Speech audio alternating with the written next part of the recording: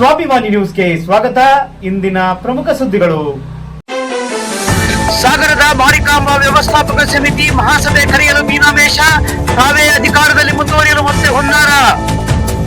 ಮಾರಿಕಾಂಬಾ ಹಿತರಕ್ಷಣಾ ಸಮಿತಿಯ ಸಂಚಾಲಕ ಎಂಡಿ ಆನಂದ್ ಆರೋಪ.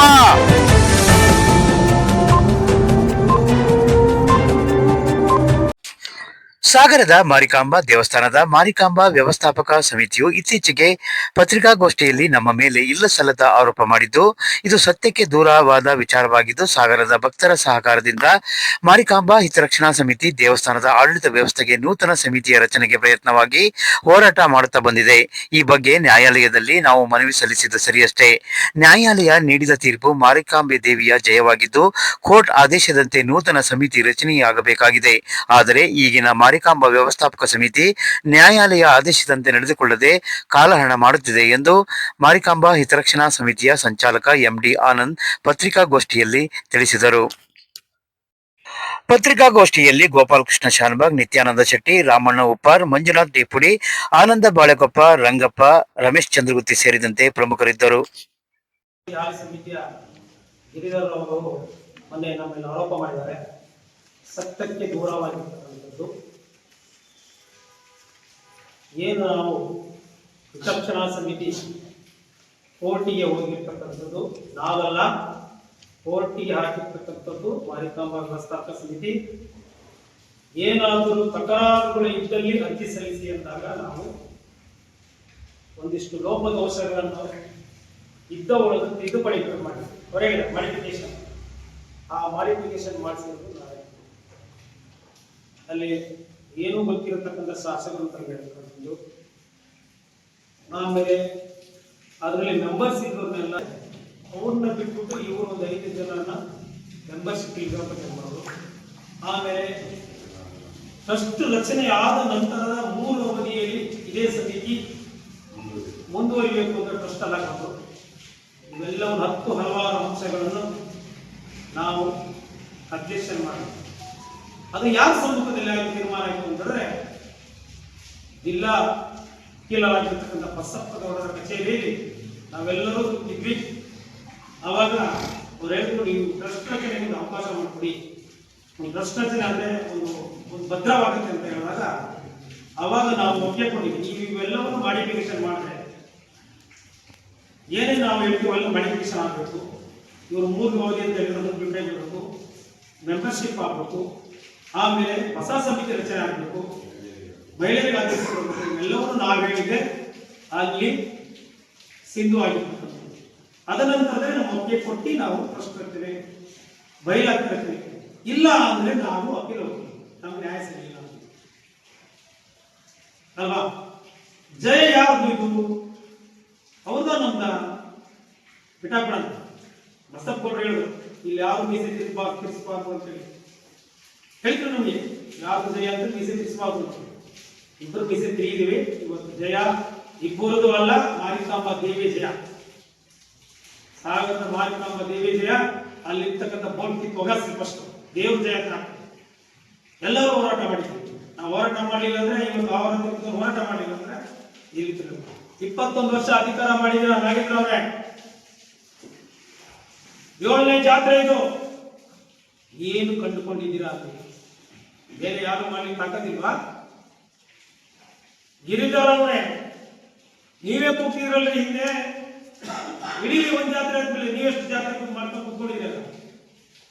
ಹಿಂದೋಗಿ ನೀವು ಹಿಂದಿನ ಜಾತ್ರೆಯಲ್ಲಿ ಈ ಜಾತ್ರೆ ನೀವೇ ಈಗ ಸೆಕ್ರೆಟರಿ ಆಯ್ತು. ಹಿಂದೆ ನಿಮ್ ಕೆಲಸ ಕಾರ್ಯ ಏನು? ಜಾತ್ರಾ ಸಮಯದಲ್ಲಿ ರಿಂಗ್ ಮಾಸ್ಟರ್. ನೀವು ಹೇಳಿ, ರಿಂಗ್ ಮಾಸ್ಟರ್.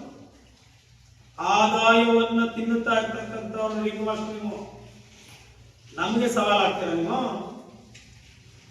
ಇದೇ ನಿಮ್ಮ ತಮ್ಮ ಸಮಿತಿಯ ನಮ್ಮ ಸದಸ್ಯರಿಗೆ ಹೊಡೆದಲ್ಲ, ಹೊಡೆದಾಗ ನಮ್ಮ ಸಮಿತಿನ ಹೋಗಿ ನಿಮ್ಮನ್ನ ಅವತ್ತೇ ಜಾತಿ ನಿಂದನೆ ಮತ್ತು ಹೊಡೆದಿರ್ತಕ್ಕಂಥ ಕೇಸಿನ ಹೊಡೆದಿರ್ತಕ್ಕಂಥ ಇದರಲ್ಲಿ ನಿಮ್ಮನ್ನು ಜೈಲಿ ಹಾಕ್ಸಿರ್ಬೇಕು. ಅವತ್ತು ನಾನೇ ತೀರ್ಮಾನ ಮಾಡಿ ಗಂಡ ತಮ್ಮ ಬಿಡಿಸಿದೀವಿ. ನನಗೆ ಬೆದರಿಕೆ ಹಾಕ್ತಿದ್ದಾರೆ ಅವ್ರ ತಮ್ಮ ಗಿರಿಧರರಾವ್ ತಮ್ಮವರು. ನನಗೆ ಬೆದರಿಕೆ ಹಾಕ್ತಿದ್ದಾರೆ. ಹೆಂಗ್ ಬೆದರಿಕೆ ಆಗಿದೆ? ಬೆದರಿಕೆ ಆಗಿದ್ದಾರೆ.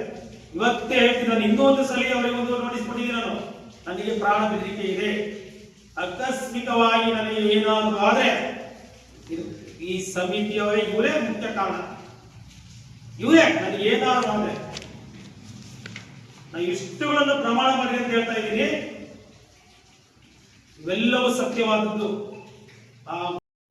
ಅಲ್ಲಿವರೆಗೂ ಎಲ್ಲ ಭ್ರಷ್ಟಾಚಾರದಿಂದ ಕೂಡಿತ್ತು, ಎಲ್ಲರೂ ಅನ್ಯಾಯ ಮಾಡಿದ್ರು, ಅದನ್ನು ಸರಿ ಮಾಡೋಕ್ಕೋಸ್ಕರ ನಾವು ಕೂತಿದ್ದೀವಿ ಅಂತೇಳಿ. ಹಾಗಾದ್ರೆ ಆ 15 ವರ್ಷ ನಿರಂತರವಾಗಿ ಅವ್ಯವಹಾರ ಆದಂತಹ ಯಾವ ಅವ್ಯವಹಾರವಾಗಿತ್ತು, ಆಡಿಟರ್ ಇದ್ರು, ಅವ್ರ ಮೂಲಕವಾಗಿ ನೀವು ತಿಳ್ಕೊಂಡು ಅದನ್ನು ಸಾಗರ ಜನತೆಗೆ ಪ್ರತಿಷ್ಠಪಡಿಸಬಹುದಿತ್ತು. ಗಾಳಿಯಲ್ಲಿ ಗುಂಡು ಹೊಡೆದಂತೆ ಅವ್ಯವಹಾರ ಆಗಿತ್ತು ಅಂತ ನೀವೇ ಹೇಳಿದ್ರಿ. ಹಾಗಾದ್ರೆ ಈ ಹಾಲಿಯಲ್ಲಿರುವಂತಹ ಅನೇಕ ಜನ ಹಿಂದಿನ ಸಮಿತಿಯಲ್ಲೂ ಇದ್ರು. ಹಾಗಾದ್ರೆ ಅವರೆಲ್ಲರೂ ಅವ್ಯವಹಾರ ಮಾಡಿದ್ದಾರೆ ಅಂತ ಹೇಳಿ ಒಪ್ಕೊಂಡಂಗ ಅವರು ಆ ಪ್ರೆಸ್ ಮೀಟ್ ಅಲ್ಲಿ ಇದ್ದಾಗ ಅವರು ಅದನ್ನ ಉತ್ತರ ಕೊಡ್ಬೇಕಾಗಿತ್ತು. ಕೊಟ್ಟಿಲ್ಲ ಅಂದ್ರೆ ಅವರಿಗೆ ಅಧಿಕಾರದ ಆಸೆಯಿಂದ ಇನ್ನೊಬ್ಬರ ಮೇಲೆ ಗೂಬೆ ಕುರಿಸುವಂತ ಕೆಲಸವನ್ನು ಮಾಡಿದಿರೋದು ಇದರಲ್ಲಿ ಎಳ್ಳಷ್ಟು ಸತ್ಯಾಂಶ ಇಲ್ಲ. ಅದ್ರ ಜೊತೆಗೆ ಹಿಂದಿನ ಸಮಿತಿಯಿಂದ ಯಾವುದೇ ಕಾರ್ಯಕ್ರಮಗಳು ಆಗಿಲ್ಲ ಅಂತ ಹೇಳ್ತಾರೆ. ಮಾರಿಕಾಂಬಾ ರುದ್ರಭೂಮಿಯನ್ನ ವಶಕ್ಕೆ ಪಡಿಬೇಕಾದ್ರೆ, ಗದ್ದೆಗಳನ್ನ ವಶಕ್ಕೆ ಪಡಿಬೇಕಾದ್ರೆ ಇದು ನಾಗೇಂದ್ರ ಇದ್ನ ಅಥವಾ ಈ ನಾಗೇಂದ್ರ ಅಧ್ಯಕ್ಷ ಇದ್ರ? ಇರ್ಲಿಲ್ಲ. ಹಳಬರು ಇದ್ದಿದ್ದು, ಓಮನ್ ಸಿಂಗ್, ಪುತ್ರರಾಯರು, ಮತ್ತೊಬ್ರು ಇದ್ದು ಅಲ್ಲಿಂದ ಕೆಲಸ ಕಾರ್ಯಗಳು ಆಗ್ಬಂದು ಮೊನ್ನೆಯವರೆಗೆ ಅವರಿಗೆ ನಾವು ಬೆಳ್ಳಿಯ ಮುಖವಾಡ ಮಾಡಿದ್ವಿ, ಬಂಗಾರದ ಮುಖವಾಡ ಮಾಡಿದ್ವಿ. ಇದನ್ನು ಇವ್ರ ಮನೆಯಿಂದ ತಂದಿದ್ದಲ್ಲ. ಹಿಂದಿನ ಎಲ್ಲಾ ಸಮಿತಿಯಿಂದ ಬಂದಂತ ಬಂಗಾರದ ತುಂಡುಗಳನ್ನ ಕ್ರೋಢೀಕರಣ ಮಾಡಿ ಇಟ್ಟಿದ್ದನ್ನ ಅದಿನ್ನೇನು ಸುಮ್ಮನೆ ಇಡಬಾರದು ಅನ್ನೋ ಲೆಕ್ಕದಲ್ಲಿ ಅದನ್ನ ಎಲ್ಲರ ತೀರ್ಮಾನದಲ್ಲಿ ತಗೊಂಡು ಒಂದು ಬೆಳ್ಳಿಯ ಮುಖವಾಡನ್ನ ಬಂಗಾರದ ಮುಖವಾಡನ್ನು ಮಾಡಿದ್ದಾರೆ. ಅದು ಮಹಿಳಾ ತಿದ್ದುಪಡಿ ಅಂತ ಹೇಳ್ಬಿಟ್ಟು ಬರೀ ಅದೊಂದೇ ಯಾವ್ದೋ ಮಹಾಸಭೆಯಲ್ಲಿ ಅದು ಒಂದಕ್ಕೋಸ್ಕರ ಮಹಾಸಭೆ ಮಹಿಳಾ ತಿದ್ದುಪಡಿ ತಂದುಬಿಟ್ಟು ಆ ಇದರಲ್ಲಿ ತಿದ್ದುಪಡಿ ಮಾಡಿ ಪ್ರತಿಷ್ಠಾನ ಮಾಡೋಣ, ಒಳ್ಳೆ ಇದೆ ಅಂತ ಹೇಳಿದ್ರೆ ಇಲ್ಲೆಲ್ಲ ಮತ್ತು ಕೂಡ ಅದನ್ನ ಮುಂದುವರೆದು ಅದು ಅಬ್ಜೆಕ್ಷನ್ ಡೇಟ್ ಮುಗಿದಾಗ ನಾವು ಅಬ್ಜೆಕ್ಷನ್ ಹಾಕಿದ್ದು ನಿಮ್ಮ ಕೋರ್ಟಿಗೆ ಇದ್ದಾರೆ. ಇವ್ರು ಏನು ಹೇಳಿದ್ರು, ಕೋರ್ಟಲ್ಲಿದೆ ಅಂತ ಮುಂದುವರ್ಸ್ಕೊಂತ ಬಂದ್ರು. ಸುಮಾರು ಸಾಧಾರಣ 11ನೇ ಇಸ್ವಿಯಿಂದ ಈವರೆಗೂ 25ನೇ ಇಸ್ವಿ 13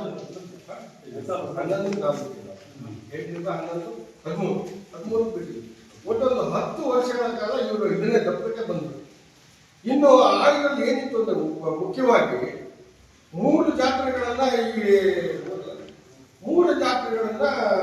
ಈ ಪ್ರತಿಷ್ಠಾನದ ಮೆಂಬರ್ಸ್ಗಳು ಮಾಡ್ಕೊಂಡು ಹೋಗ್ಬೇಕು ಅನ್ನೋದು ಅವರು ಹಾಕೊಂಡಿದ್ರು. ಅದು ನಮ್ಗೆಲ್ಲ ಸರಿಯಾಗಿಲ್ಲ, ಅದು ಸರಿ ಇಲ್ಲ, ಅದನ್ನು ಸರಿ ಮಾಡೋಣ, 2 ವರ್ಷನ 2 ವರ್ಷ ಮಾಡಬಹುದು ಅಂತ ಹೇಳ್ಬಿಟ್ಟು ಏನೋ ಒಂದು ಮಹಾಸಭೆ ತೀರ್ಮಾನ ಮಾಡೋಣ ಅಂತ ಹೇಳಿ ಇವತ್ತು ಮಹಾಸಭೆ ಕರೀಲೇ ಇಲ್ಲ. ಮಹಾಸಭೆ ಕರೆದಾಗ ಒಂದು ಸರಿ ಕರೆದಿದ್ದಾರೆ, ಅದರಲ್ಲಿ ಹೊಸ ಇದು ಕಮಿಟಿ ರಚನೆ ವಿಷಯನೇ ಇಲ್ಲ, ಅದು ಅಪೂರ್ಣ ವಿಷಯ. ಹಾಗಾಗಿ ಈ ರೀತಿ ಮುಂದುವರಿಸಿದ ಈಗ ಏನಾಗಿದೆ ಅಂತ ಹೇಳಿದ್ರೆ, ಹಿಂದಿನ ಕಮಿಟಿಯವರು ಸರಿಯಾಗಿ ಲೆಕ್ಕ ಕೊಡಲಿಲ್ಲ, ಸರಿಯಾಗಿ ಇದು ಮಾಡಿಲ್ಲ, ಅಭಿವೃದ್ಧಿ ಮಾಡಿಲ್ಲ ಅಂತ ಹೇಳ್ತಾರೆ. ಹಿಂದಿನ ಕಮಿಟಿಯವರಾಗಿ ನಾನೇ ಕಾರ್ಯದರ್ಶಿ ಆಗಿದೆ. ನಾವು ಯಾವಾಗ ಕಾರ್ಯದರ್ಶಿ ವಹಿಸಿದ್ವಿ ಅಲ್ಲಿಂದ ಕಂಪ್ಯೂಟರೀಕರಣ ಮಾಡಿದ್ವಿ, CCTV ಅಳವಡಿಕೆಯನ್ನು ಮಾಡಿದ್ವಿ. ಎಲ್ಲ ರೀತಿಯ ಪ್ರತಿಯೊಂದು ಸಣ್ಣ ಪುಟ್ಟ ಇದಕ್ಕೂ ಟೆಂಡರ್ ಕರೆದಿದ್ದೀವಿ. ಟೆಂಡರ್ ಕರೆದು ಯಾವ ವಿನಂತಿ ಮಾಡಿಲ್ಲ. ಆಮೇಲೆ ಆಫೀಸ್ ಕಚೇರಿ ಬೀಳುವಂತ ಆಫೀಸ್ ಕಚೇರಿ, ಆಮೇಲೆ ಉಗ್ರಾಣ ಕಟ್ಟಡ ಅನುಮೋದನೆ ತಗೊಂಡು ಟೆಂಡರ್ ಕರೆದು ಮಾಡಿದ್ದೀವಿ, ಹಾಗೆ ಇದು ಮಾಡಿಲ್ಲ. ಆಮೇಲೆ ರುದ್ರಭೂಮಿ ಬಹಳ ರೀತಿಯಲ್ಲಿ ಅದನ್ನ ಅಭಿವೃದ್ಧಿ ಪಡಿಸಿದ್ದೀವಿ. ಇಷ್ಟೆಲ್ಲ ಇದು ಮಾಡಿದ್ರು, ನಾವೇನು ಮಾಡಿಲ್ಲ. ನಮಗೆ ಈಗ ನಾನು ಹೇಳ್ತಾ ಇದ್ದೀನಿ, ನಾವು ವಹಿಸಿಕೊಳ್ಬೇಕಾಗ್ತದೆ.